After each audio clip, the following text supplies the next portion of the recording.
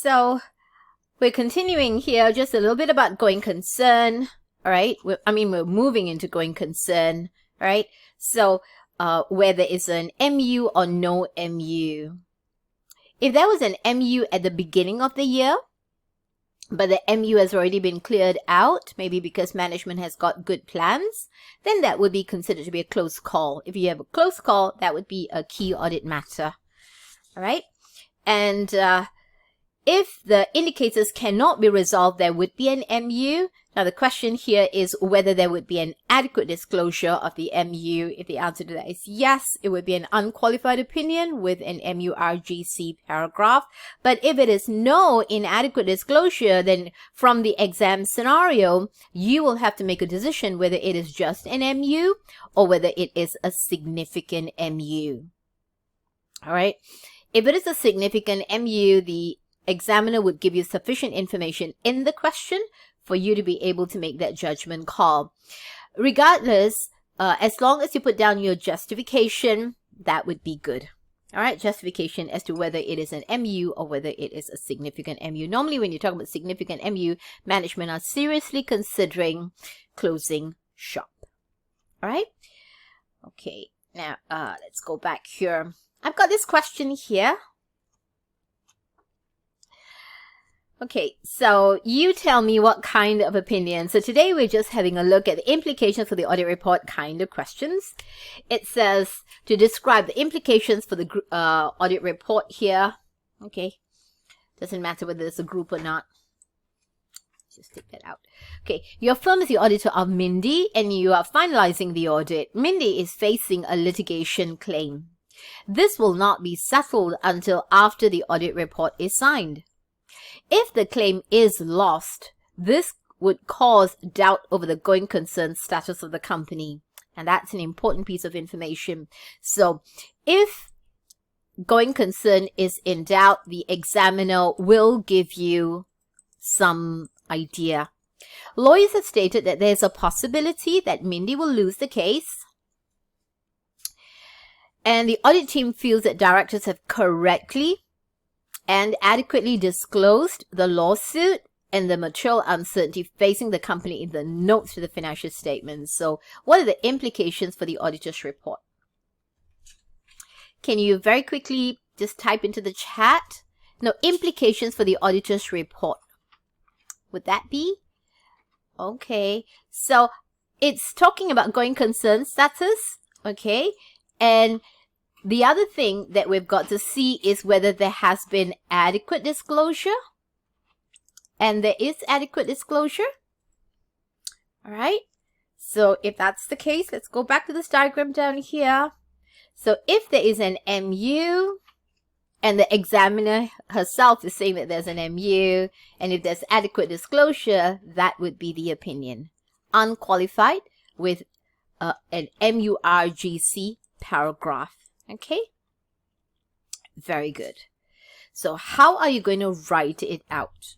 Again, writing it out would be still an SOB. We're still using that as our basic framework, okay? But what we write inside the framework will be slightly different. So in the observation here, or our story here, I'm just going to copy paste that. Okay, but when you're copy pasting it, try and summarize it a little bit. Is facing a litigation claim. And, okay.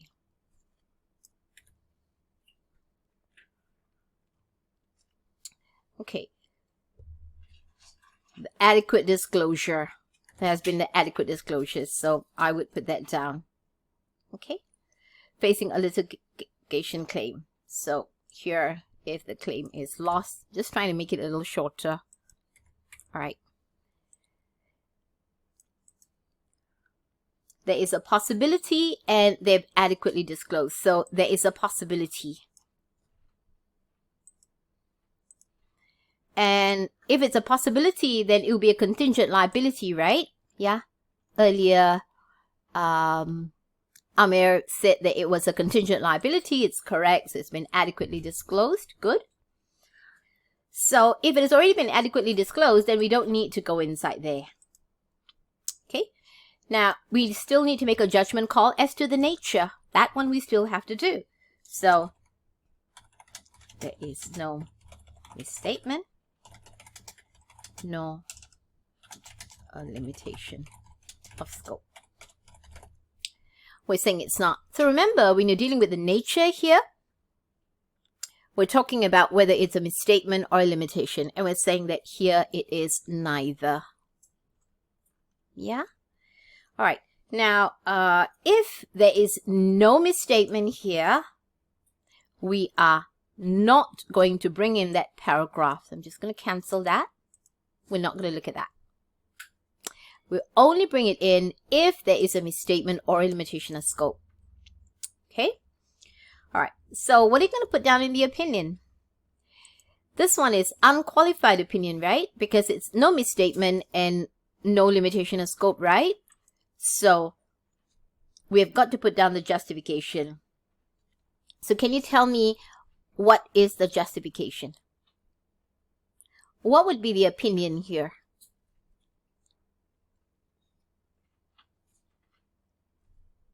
Okay, so I've got some ideas here. Unqualified.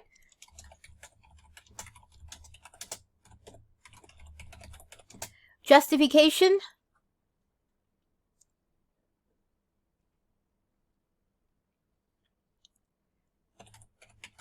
Because the financial statements are true and fair. Very good, Anis. Okay, true and fair. Disclosure is done. So the financial statements are true and fair. Good. Oops. True and fair. So if it is only true and fair, then we're not going to talk about these two areas. We can remove that. Okay. Then we're going to mention that there needs to be a MURGC paragraph. Okay. Now, we're not going to have a basis paragraph here because it's an MURGC. So I'm just going to put a title down here, MURGC paragraph. Then we're going to put down the justification. Okay. So we're saying here that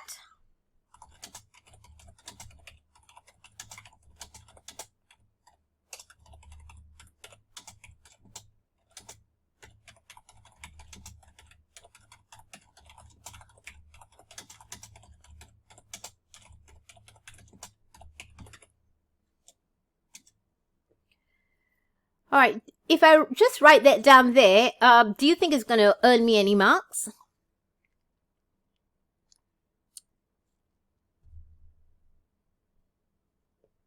I don't think so. Now, the whole thing here will have quite a few marks inside here. But this one here, it says justification. So you have to provide the justification. So the above matter will be reported in a MURGC paragraph. Oops. Sorry.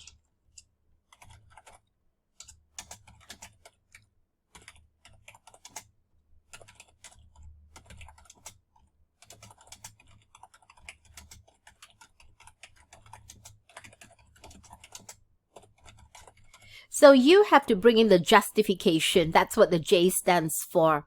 Okay, and earlier when we were doing the basis paragraph, we also had the content, the title, and the position. We have the same thing here as well. So what will be the content here? What will be the content? So we're going to say here that the from now on, you can just say MURGC paragraph. That will be fine because you have already put down the words in full down here. It doesn't matter that you did not put this down here like this. It doesn't really matter because the examiner already knows that you know what the paragraph is. So now the contents. So the MURGC paragraph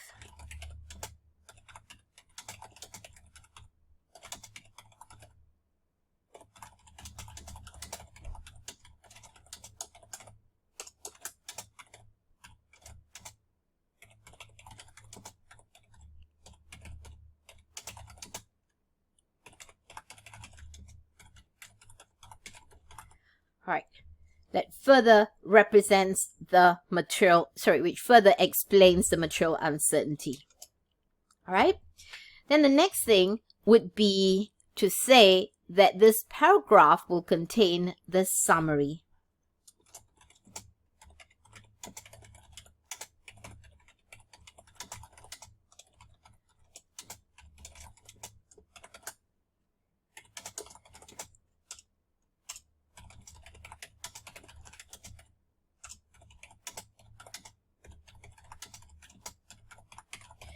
So this one is pretty standard. We're saying that we should summarize, but we should not summarize it so much that it is a complete summary. It has to have sufficient substance inside here that it should not be light on detail. All right.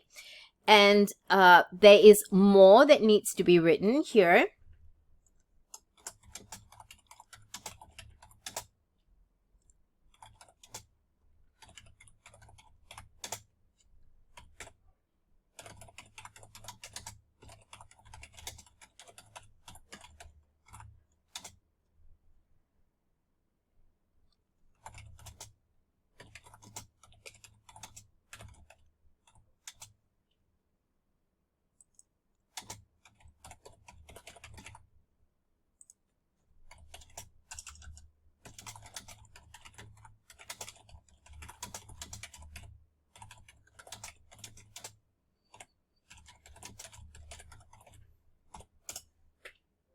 Right?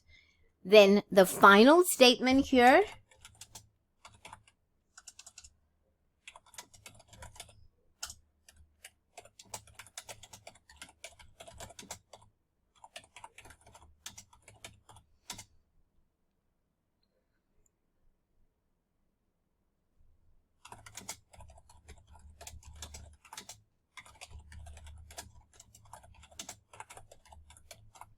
Now, I want to point something out to you.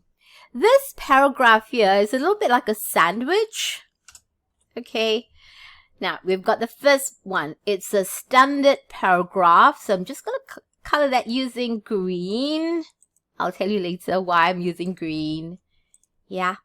And this is the final statement here. And that's a standard statement as well. So this is a little bit like a green tea sandwich. Can you imagine a green tea sandwich?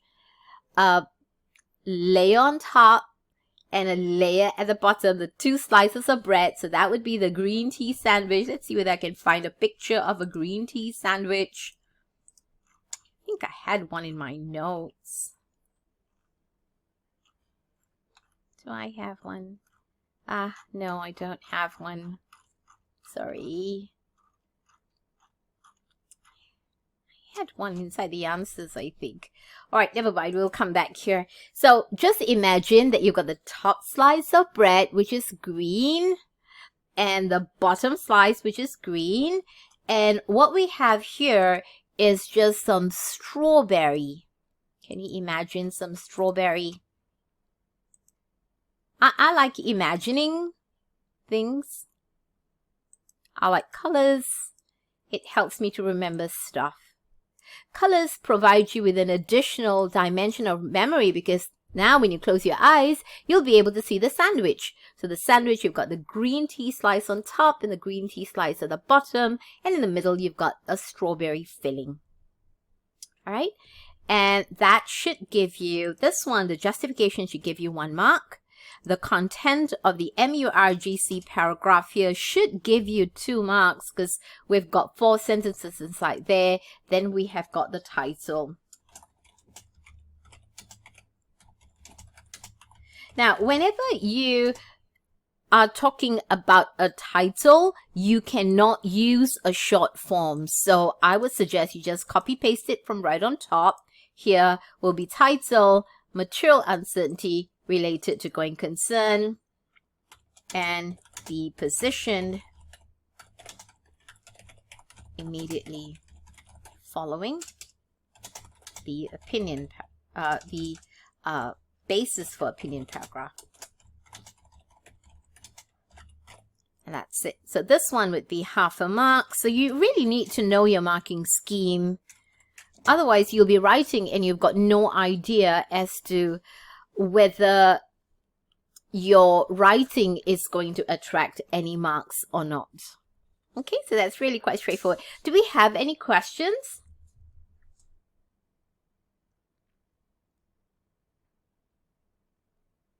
Any questions? No? If you've got no, then you can just say no. If I write the content to refer to the note, this one, you're talking about the sandwich here, that we are already summarizing the note here. Okay, so the point here is to explain the content, not to write down word for word what is inside the content, but to explain what it should contain. So we have mentioned the note down here inside. We've got no idea what the note number is. It's not given in the exam question. All right, Anis, are we okay with that?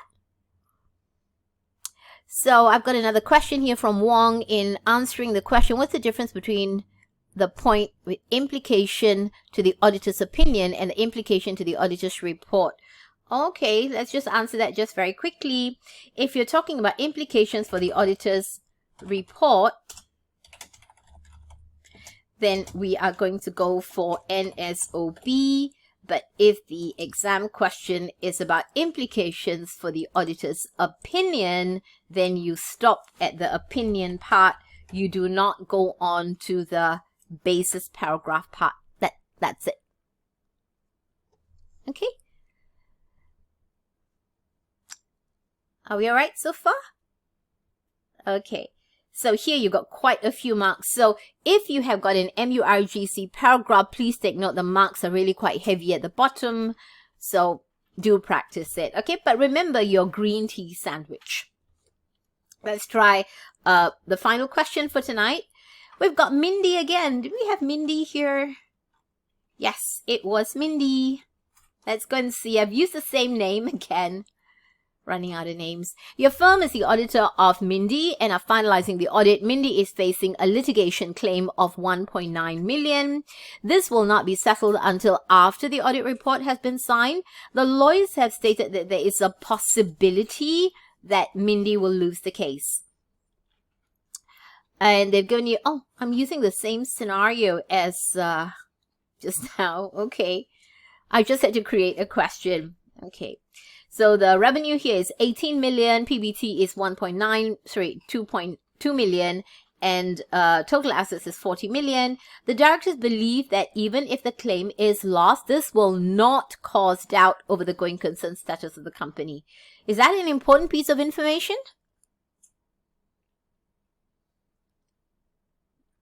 Is that an important piece of information? Yes, because if this does not cast doubt, okay, thank you, David and William. If it does not cast doubt, that means there is no MURGC paragraph. So this one is something else. Okay. The audit team are of the opinion that the directors have correctly disclosed this matter. So they have correctly disclosed. So if everything has been correctly disclosed, then everything is true and fair, right? So now if it is true and fair, now you have only got three things that you can do. It's either a key audit matter or an MURGC or an EOM. Which one do you think it is? It is an EOM. Could it be a KAM? Could it be a key audit matter? Yes, if this is a close call, but there is no close call here. You're right. So I don't think it is a key audit matter. That's right, David. Anis, this is not listed, correct? And also there's no mention that there has been significant auditor attention. There's no mention that there's been a lot of communication with those charged with governance, right? So it can't be a KM, therefore it's either an MURGC or an EOM, but the question already says that this will not cast significant doubt. And therefore it's only left with the EOM. Okay? Alright, so implications for the auditor's report. So what is the exam technique here? Tell me. Oh, I've got a question here. What is meant by MURGC? Material uncertainty related to going concern. Yeah, that one is ISA 570 if the company is facing going concern problems. Very good. Thank you, Amir. Okay, so tell me, what is the exam technique that we're going to use here? No, exam technique for the implications. Okay, very good, Amy. So it would be NSOB. Very good. NOB only? I think you, David, maybe you missed out the S. It has to be NSOB. All right, I think that one was a typo. All right. So implication for the auditor's report will always be NSOB. It says audit report, so we have to include the B inside. If they say implications for the auditor's opinion, then you just have NSO. All right?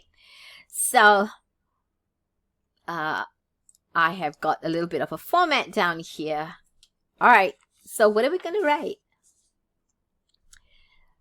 I'm going to write a little bit of a story here. So what are we going to write here?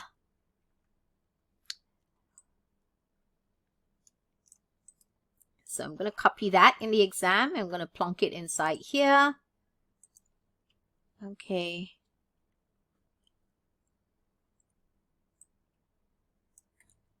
So I've stated that there is only a possibility that Mindy will lose the case. The directors have correctly disclosed this matter in the financial statements. Okay. Oops.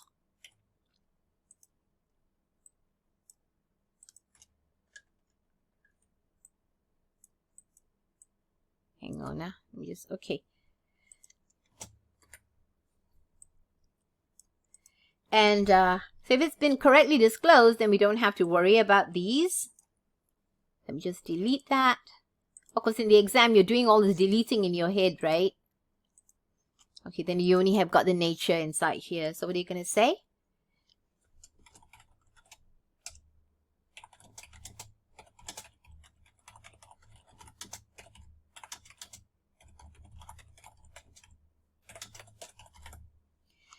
All right. So what are you going to write under severity? I understand what you're trying to say, David. There's no severity, that's why you remove the S. Okay, but in the exam, try and keep the NSO there. I mean, once you're used to it, you can remove the S, of course. Okay, so we are not going to bring that in. So if you're doing this in the exam, David is right. We would just take that off. Okay, so on the area of the opinion, what are you going to say?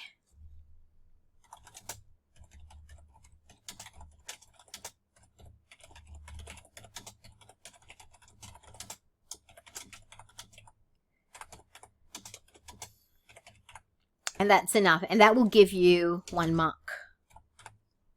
All right. We don't have to look at the wording. If it is an unqualified opinion, no need to look at the wording. Now, we're not going to have a basis paragraph because you'll only have a basis paragraph if you've got a severity paragraph up here. And the opinion is unqualified, so we're not going to have that, but we are going to have an emphasis of matter paragraph. So I'm going to take that off here.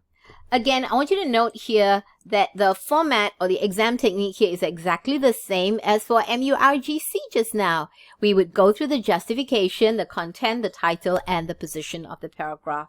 So here, the justification, you need to provide justification that this is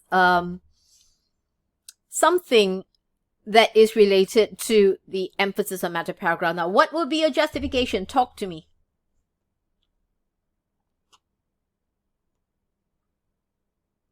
What would be the justification? There's 1 mark here, you know, for justification. Yeah. And here there's probably 1 mark. I mean, you write lesser amount than going concern.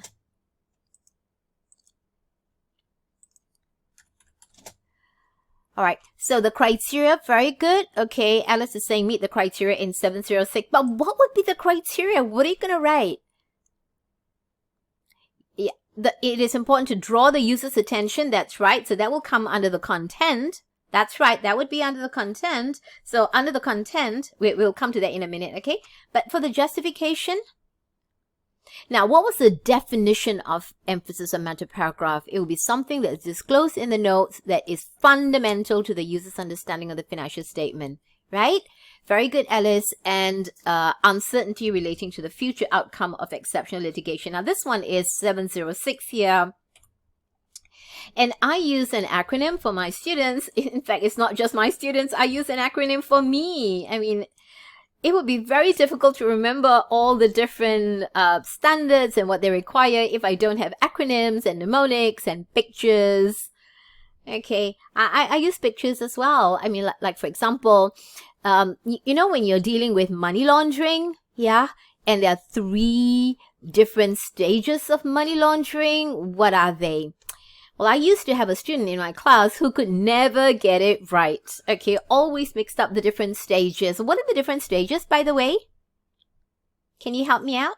Money laundering, placement, then what's the next one? Layering. Very good. Okay, so placement, layering, integration. So I had one student who couldn't just remember it. Very good, everybody. Yeah, Sidip, William, very good. So you have got placement, layering, and integration. So you have got PLI. So I gave him a picture of a penguin, yeah, licking an ice cream, totally loving it. So you got penguin loves ice cream.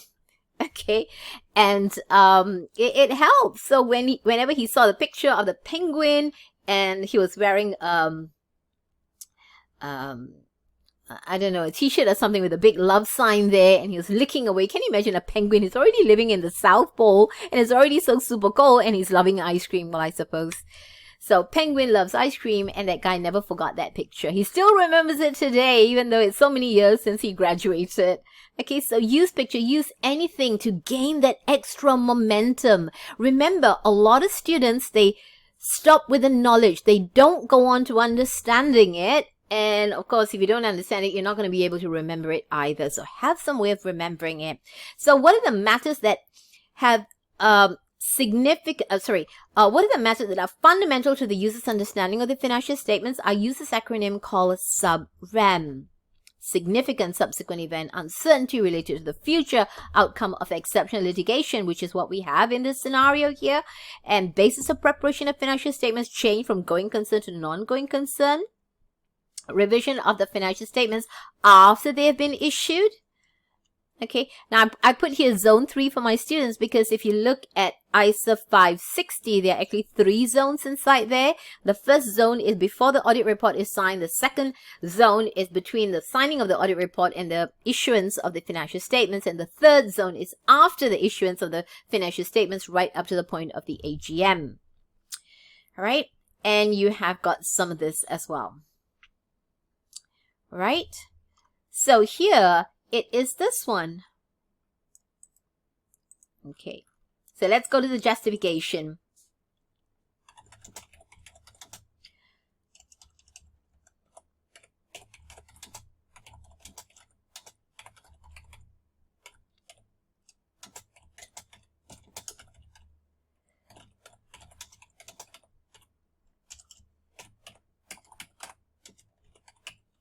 Meta paragraph, because.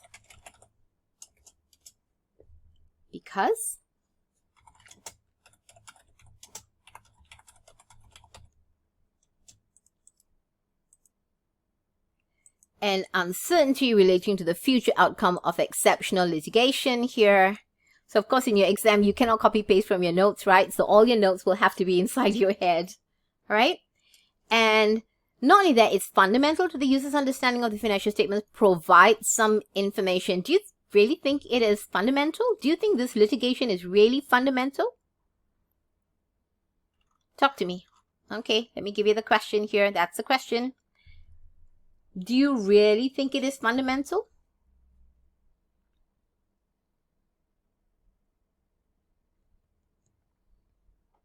How would you know if it's fundamental? Okay, give me the proof. Yes, very good, Yolanda, William, all of you are saying yes, very good. David also saying yes. Very good. Look at the materiality in relation to the PBT. So the litigation claim here is 1.9 million and the PBT is 2 million. So you know what? Literally, how many percent? 95% of the PBT is going to get wiped out. No, here it says this will not cause doubt over the going concern. If it's going concern, then we'll have to go back to MURGC paragraph. If it does not impact going concern, then it will be EOM. That's the difference between the two. Okay? So here we've got the first reason, because the event represents an uncertainty relating to the future outcome of exceptional litigation.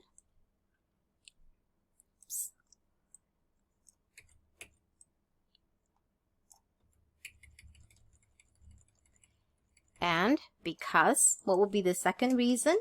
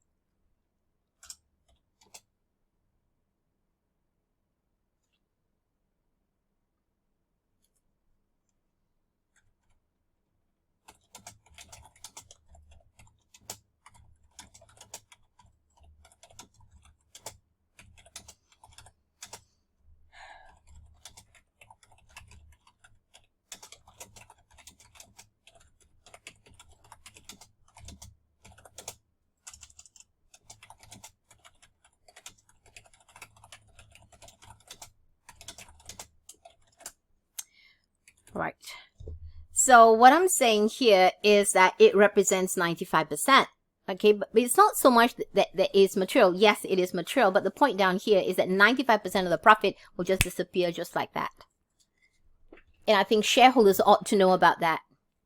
It's fundamental to the user's understanding of the financial statements. The user needs to understand what is facing them in the event that they actually lose this. So what would be the content? Now, when you're dealing with the content here, we are thinking about the green tea sandwich again. So we're saying here, the emphasis on matter paragraph. Okay, I've already put down the words in full down here. Of course, when it comes to the title, I'm going to write it out in full, but here's the content. The emphasis on matter paragraph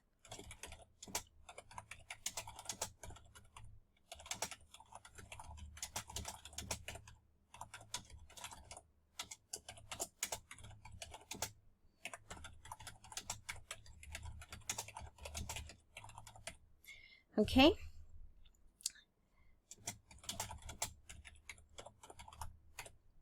Okay, then what would be the next line? To say that we need to provide a brief summary.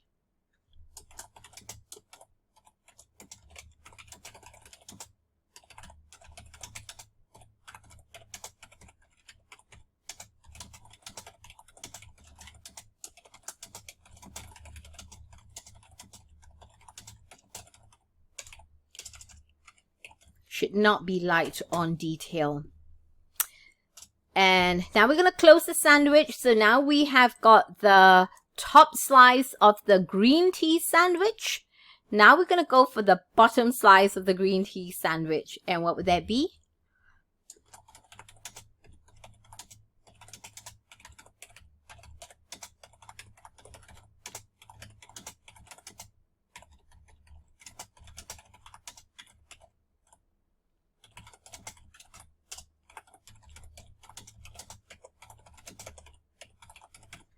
In respect of this matter, which matter? The disclosure of the contingent liability relating to the lawsuit. Now, there's a possibility that if this was a real company, that maybe they did not provide adequate impairment, and maybe that is a modification by itself. So you can have an EOM and a modified audit report, but on a separate thing. I've got a question down here. It says, yeah, we've got NSOB. What does it mean? Thank you, Amir. Nature, severity, opinion basis, correct. And Wong is saying, what is the meaning of should not be light on detail? Meaning that meaning that the note in the EOM that we're putting down should not summarize it so much that the shareholder does not get the full meaning of it. Because remember, we are professionals, so we're trying to provide information. If our note is so summarized, then we might as well, we're professional. We have to provide sufficient detail. So it cannot be light on detail. It has got to have sufficient detail, heavy in detail, not light on detail, not just a touch and go thing. That would be so unprofessional to have sufficient details. Yeah, that's right. So it should be a summary of the main note, but the summary has got to have sufficient substance inside there as well. That's what we mean by that. So you find this a lot in the examiner's answer as well. So I'm putting in it. So it's a standard thing. Let's have the last slice of our green tea sandwich here. Okay, so we've got the top slice. I'm hungry now. Have you guys had dinner? It is 10 p.m. in Malaysia. All right, so there is my strawberry filling. So we can use the same format here for EOM and for MURGC paragraph, except the MURGC, there are 4 sentences. Do you remember just now? Let's go and have a look. Yeah, there are 4 sentences here. So the strawberry filling here is a little thicker compared to if it is an emphasis of matter paragraph. And the title of this title of this paragraph is... So when it comes to title, you need to write the whole thing out, yeah? Even though you have written it out in full here, you can use the short form here under the content. But when it comes to the title, you have to write it out in full in order to get that half mark. And be positioned.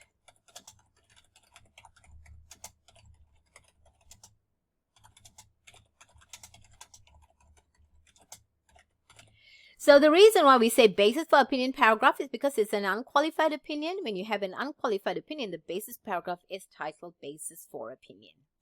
Just like that. Yeah? All right. Do we have any questions on EOM, MURGC? Are there any questions?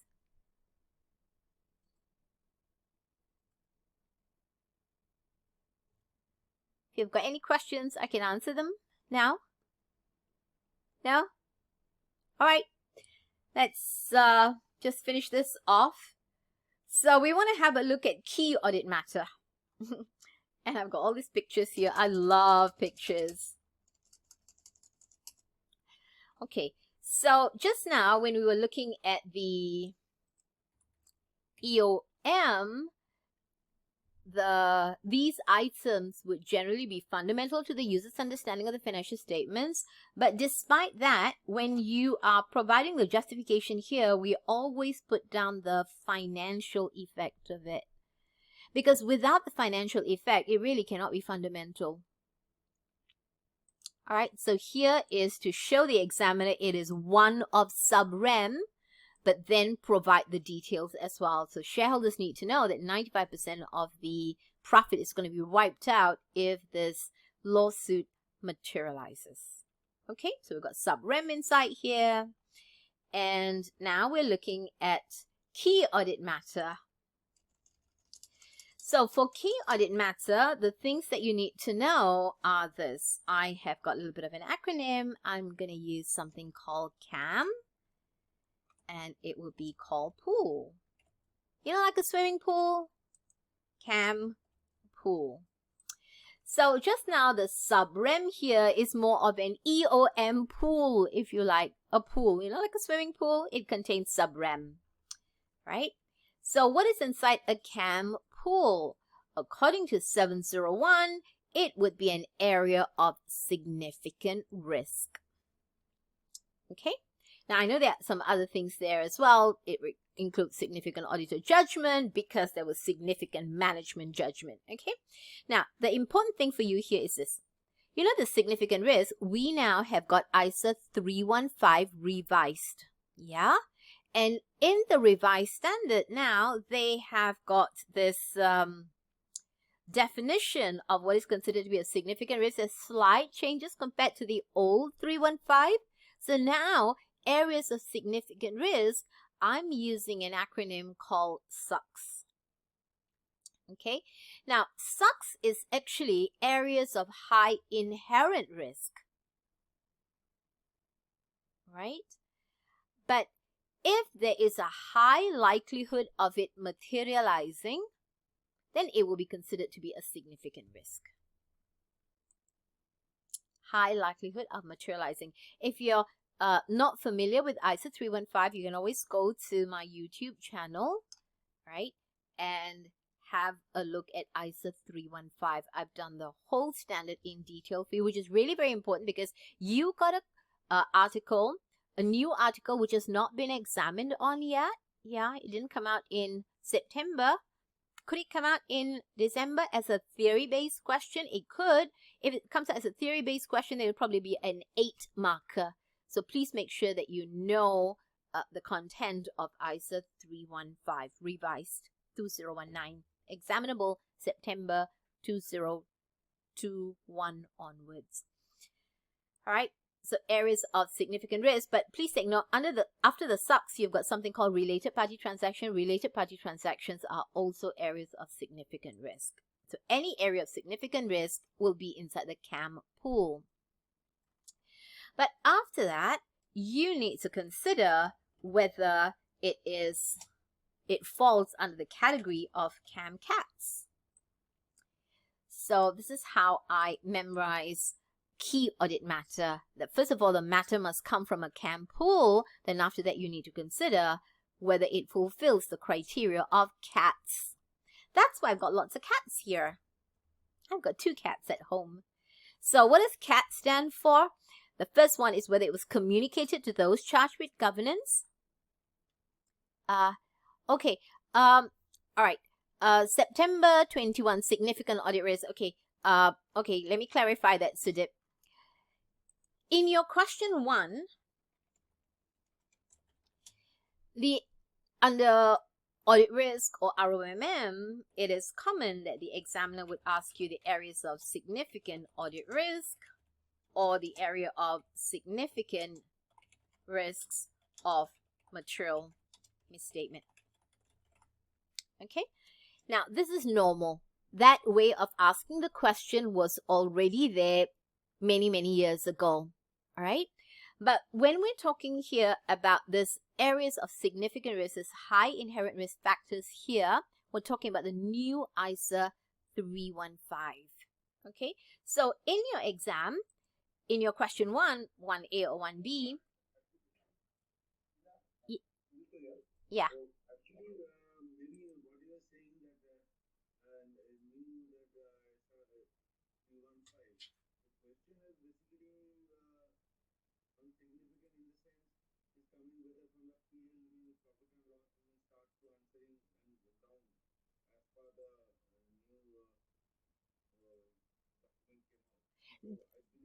Did the examiner mention 315?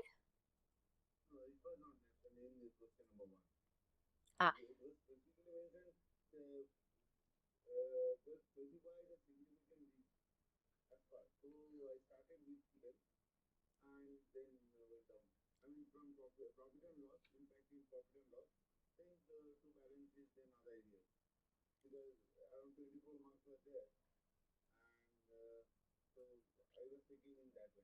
Okay, very good.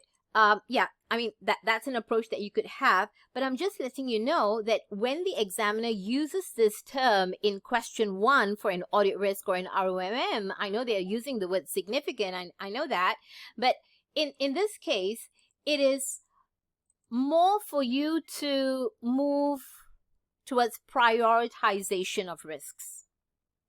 Now, if you prioritize the risks inside your answer, you will get 1 extra mark for it. Well, it's not really 1 extra mark. The prioritization of risks are actually part of your professional marks inside here. So if I was doing this in the exam, before going in, I know the examiner is already going to ask me significant because ISA 315 wants you to focus on the significant areas. So how do you find the significant areas? So if I was doing this in the exam, I'm thinking, first of all, management bias would be right on top. Why? Because when you look at the definition of significant risk down here, you've got susceptibility to management bias. So if the exam question has got things like the client is listed and the profit is going down, then they're under pressure to bring the profit up. Or if it's a family-owned company, they'll be looking for consistent high dividends. Or maybe the question says that the company is looking for loans, then they are desperate to present a good profit figure, good balance sheet to the banker so that that loan will come through. So if I was doing it in the exam, management bias would always be my first point. The second point would always be revenue. I mean, if there's an issue in the exam question, that is, I won't put down revenue unless there's an issue on the area of recognition. And the reason I'm putting down there is not because of anything other than ISA 240. And ISA 240 requires the auditor to presume that there is fraud in revenue recognition. So based on that, I will put revenue inside here. Okay? Management bias would be the first thing. The reason why I feel that it should be the first thing is because management bias speaks about management integrity, and I think that's really important for me. So by doing it this way, I also get that prioritization marks. So when I was marking my progress tests for my students, all of them got 4/4 for professional marks. Previously, before 315 and before the examiner said that prioritization of risks would have 1 mark, and that 1 mark is included as part of your professional marks, the highest professional marks that my students got when I marked it was always 3/4, which is exactly what the examiner is saying in the examiner's report as well. But now with the prioritization, everybody got 4/4, and I can't wait for the mock exam to come about. My students are going to sit for the mock exam next week, and I'm hoping that they all will get 4/4 as well. So the prioritization of risk, if you arrange your answer in such a way as to put the most critical ones on top, you get a free mark. Well, it's not an extra mark. It's part of professional marks that I am more likely to get 4/4 rather than 3/4. And you know what? In the exam, every single mark makes a difference. Now, the next one, significant risk. The next thing, I will go for all the material dollar values. So it doesn't matter whether it's in the P&L or whether it's in the balance sheet. Of course, when you're reading through your answer, you're going to go through systematically, but you need to do a little bit of planning. And here, I will go and look for 3 items especially that have got that, because those 3 items will help me get my materiality marks. And the materiality marks for question 1 is limited to 3 now. Examiner is not being very nice. You know, 5 years ago, there was no limit to the materiality marks. You could actually get 17 materiality marks for every materiality that you calculated. So I suppose the examiner knew that students were passing the exam by just calculating materiality, and slowly they began to cap it. So now it's only 3, unfortunately. So if I arrange my answer this way, management bias, revenue, then all the materiality, I get that 1 prioritization mark, and therefore I'm going to get 4/4 for my professional marks. And you know what? These points I'm going to put down anyway. So instead of putting all these points right at the bottom of my answer, I might as well kill 2 birds with 1 stone, because I'm going to put it in anyway. Put it right on top. And the good thing is that your exam is a CBE exam. You can cut, paste, and move your answer and get the prioritization mark. That'll be good. Okay, so this part here, significant risk, actually has always been there in our exam questions, except that now I'm not particularly, well, I am looking for this. I've got management bias here. Yeah, I've got revenue here, which is considered to be an area of significant risk based on ISA 240. And then I've got all my materiality calculations inside there, all the material items. Arrange that. I mean, I'm going to put that into my answer anyway. I might as well just get the prioritization marks. But the examiner is not specifically asking you for only those items relating to sucks. This one, the way the question is worded is always like this. How could it come out in the exam for the part relating to ISA 315? It might come out in a theory-based question. In question 3, maybe for a 8-marker, something like that.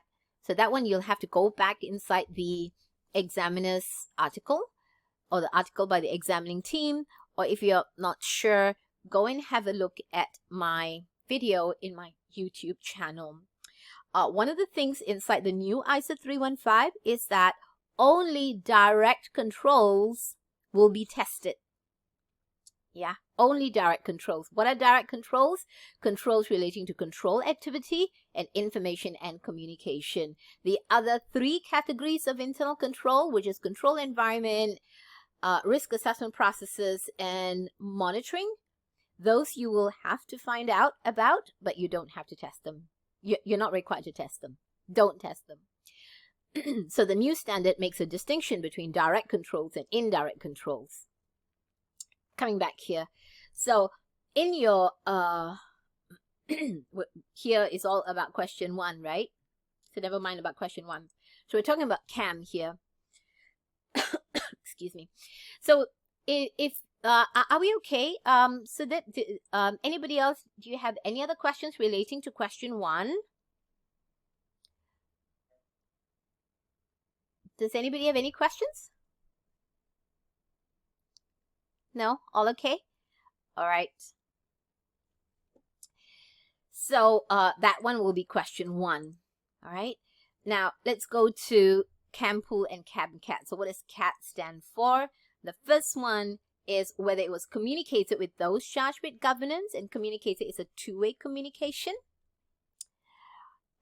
Okay, great. And whether it required significant auditor attention, not small auditor attention, significant auditor attention. So the CAT's A here is auditor attention, significant. So how do you know whether it's significant? There's more senior personnel on the job, more auditor expert, okay, more experts on accounting as well.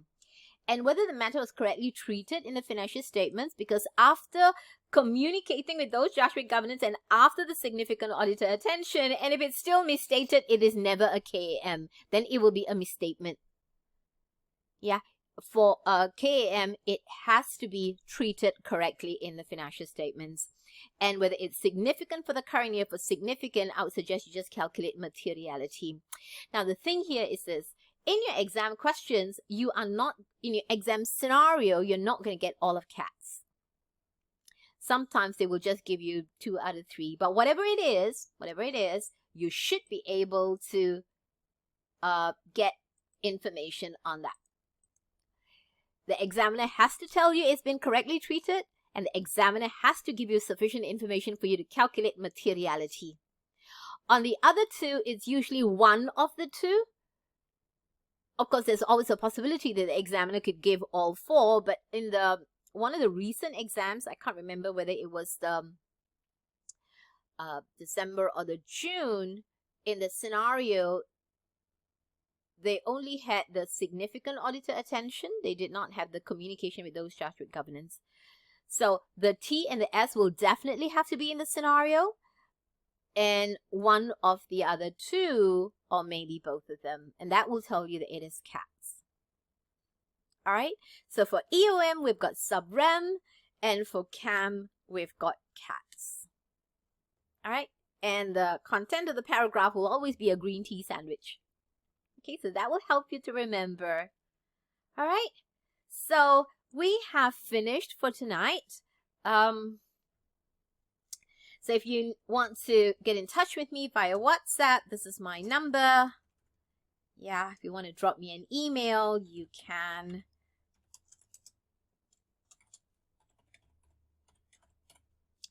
All right. If you want to get into the WhatsApp group, at least when I'm giving out tips or whatever, yeah, I will post all the tips, all the memory aids and whatever else that's on my mind. It'll be so much easier to communicate. So it's good that we still have got WhatsApp. All right. Is there any other thing that you want me to explain relating to auditor's reports? Last chance for asking questions. Hello, ma'am. Will you post it for all of us? This video? The PDF. No, the PDF is not. PDF will not be given out. You can get the details from the video from the YouTube channel. The PDF is not given out. All right. Any other questions?